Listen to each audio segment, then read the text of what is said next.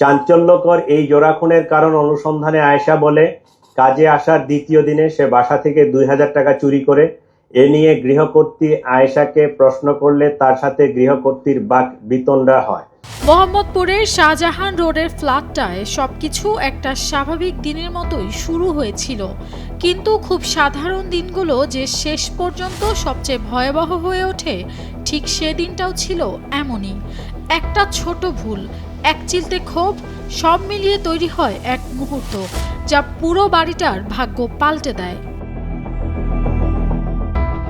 কিছু টাকা হারানোর পর গৃহকর্ত্রী লায়লা আফরোজ আয়েশাকে চোখে চোখে রাখা শুরু করেন। ঘটনার দিন সকালে আয়েশা কালো বোরকা পরে চুপচাপ ভেতরে ঢোকে।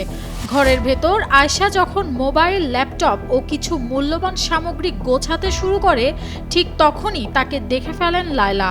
তিনি নাকি কঠোর গলায় জানান পুলিশে ধরিয়ে দিতে হবে। সেই কথায় আয়েশার ভেতরের ক্ষোভ যেন ঝড় হয়ে ওঠে।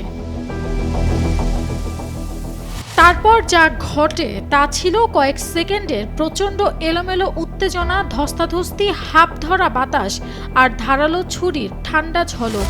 লায়লা মাটিতে লুটিয়ে পড়লে চিৎকার শুনে ঘুম ভাঙে ছোট মেয়ে নাফিসার। দৌড়ে এসে মাকে রক্তাক্ত দেখে সব থমকে যায় তার। সে ইন্টারকমের দিকে ছুটে সাহায্য চাইতে গেলে অল্প কিছুক্ষণের মধ্যেই তাকেও একই পরিণতির শিকার হতে হয়। ফ্ল্যাটের নিস্তব্ধতা তখন যেন আর্তনাদে ভরে যায়, কিন্তু বাইরের কেউ কিছুই বুঝতে পারে না। হত্যার পর অবিশ্বাস্য ঠান্ডা মাথায় আয়েশা নাফিসার স্কুল ড্রেস পরে পালিয়ে যায়। ব্যাগে তখনও রক্তের দাগ লেগে থাকা আতঙ্কের স্মৃতি।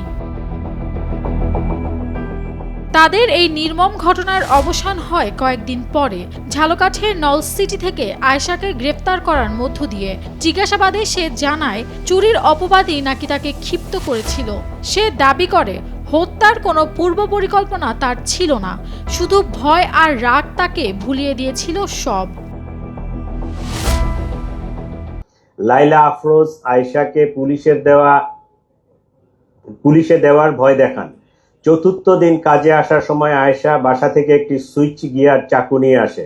ঘটনার দিন টাকা চুরি নিয়ে তাদের মধ্যে আবারও কথা কাটাকাটি হয় এবং ধস্তাধস্তির এক পর্যায়ে আয়েশা গৃহকর্ত্রী লায়লা আফরোজকে সুইচ গিয়ার দিয়ে এলোপাতাড়ি ছুরিকাঘাত করে। এ সময় তাদের মেয়ে নাফিসা তার মাকে বাঁচাতে এগিয়ে এলে তাকেও ছুরিকাঘাত করা হয়। পুলিশ পরে তার স্বামী রাব্বিকেও গ্রেফতার করে, কারণ সে আয়েশাকে পালিয়ে যেতে সাহায্য করেছিল। আগের দিন একটু চিল্লাচিল্লি করছি, ঠিক আছে, ও চেষ্টা করছি হয়তো ব্যাগে যে ল্যাপটপ মোবাইল টোবাইল এগুলো নিয়ে আসলে হয়তো করে টাকা পাইবো, আমরা দিব, ঠিক আছে। কিন্তু যে নিয়ে আসার সময় মানে সব কিছু কমপ্লিট নিয়ে আসবো, এই সময় মনে হয় আর ম্যাডাম পিছন থেকে আটকাইছে। যাই হোক ওই ধস্তাধস্তি ঠেরে ও বাইচা চিন্তা করছে যেটা আটকাইছে, বাসন লাগবো, বাইচা আসার চিন্তায় ও ওই মানে দেখে নাই তো ছিল সামনের দিক পিছের দিকে, যতক্ষণ না ছাড়ছে ততক্ষণ আর না। Nafisa Tasnim Ridhika, Daily Sun.